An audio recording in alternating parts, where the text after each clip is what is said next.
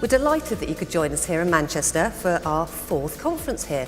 News brands now reach huge multi-platform audiences, and I'm not going to sit here and quote you numbers. You know those numbers, that's why you're there, you're interested in them. They're offering advertisers really engaged eyeballs in this irrelevant environment. It's important. It's a thing worth fighting for. We write journalism for one specific reason: to be read. We take the journalism we believe in and we try and find it the widest, most relevant audience. This was our leader article on the Catalan protests over the weekend. 384,000 page views. But what really jumps out here is the geography. 40% of this came from the EU. It's no surprise if you click on that. 23% of it came from Spain.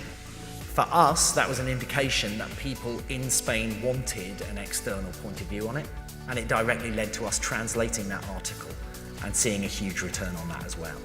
It's simple things like that which help us make key editorial decisions off the back of this data.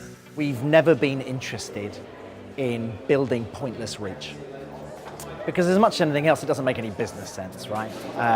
And a core part of our approach at the moment is to build a membership proposition. And so everything that we need to do is we need to find new readers, but we need to find a relationship with them early that's meaningful and engaged. And for The Guardian, that's kind of encapsulated by the idea of responsible reach. For me, seeing The Sun talk about Snapchat was hugely important. We're not on Snapchat at the moment, but we're excited about it. And it's great to see the way in which The Sun specifically are dealing with that. Our ethos is positivity. When I was brought onto this project, I was sat down by our former head of strategy. I said to him, how much influence will I have over what this is going to be, over what it's going to look like? And he said, Sophie, I am a 40-year-old man. You will have all of the influence. Do whatever you want. I do not know these people. I do not know this audience. I'm not going to try and impose that upon you and on them. We are reinventing the brand. We are reinventing what The Sun means, especially for a young generation. We are moving from this numbers race. It's not about that anymore. It's about knowing our customers. We're customising better for each platform. I'm going to give you some examples. Keeping our Telegraph tone, but customising for each platform and talking to a different audience.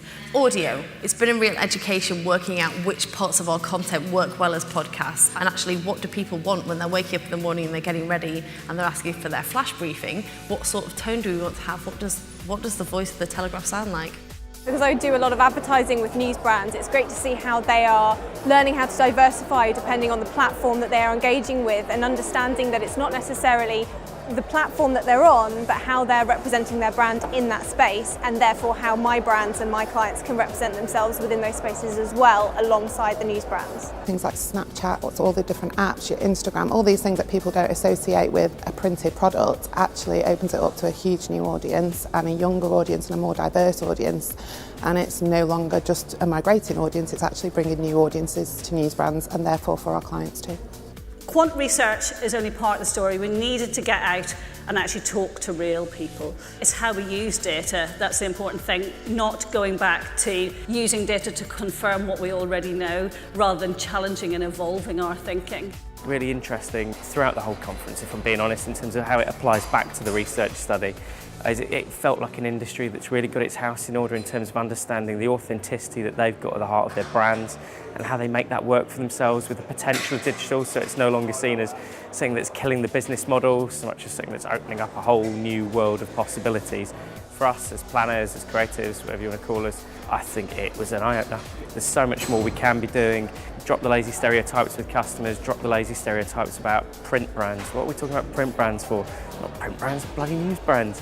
In my previous world, I was continually told the platform is a plan, so when you're asked to present a media plan in the programmatic space to a client, they'll go, there you go, it's just a platform. So what do you mean it's a platform? Well, because it's a data-driven buy, and we're buying the right audience in the right time in the right place. But the clients need to know where we are, and we need to know what's happening. And it became incredibly hard to get clients to understand the value of that way of thinking if you're not starting to consider the world of context. If we believe the world of data and automated trading to the extent to which it could be delivered, we'll end up being served mirrors of ourselves. We believe that wastage is good and discovery is great, and we believe in the spirit of serendipity to help people discover and experience new brands and concepts. Working with those entrepreneurs and those people who care about their brand, this isn't rocket science, but context is absolutely king. This is the new generation of brands that have that authenticity and reality at the heart of what they do. These guys are the ones that really care about talking to humans. They will do what they can to build that business, their business, in the right way. So for them, it's personal, it's human, it's real, which again throws back into the news brand space. Just on the area of trust, how does this translate in terms of the way your teams approach commerce planning and make choices around or recommendations around media investment? If you have proper impartiality and trust at the heart of an organisation, it totally changes the conversation you have with that client. To summarise Shift North, there are 3 words that come to mind: passion, enthusiasm and authenticity.